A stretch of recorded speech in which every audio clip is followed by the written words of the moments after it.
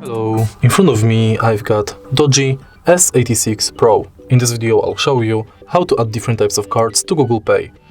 In the beginning, let's enter Google Pay app, tap blue button at the bottom of the screen, and focus on loyalty card, gift card and public transport.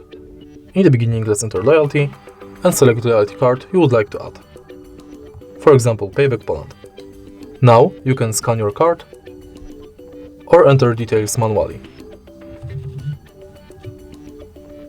Tap Save and it's done.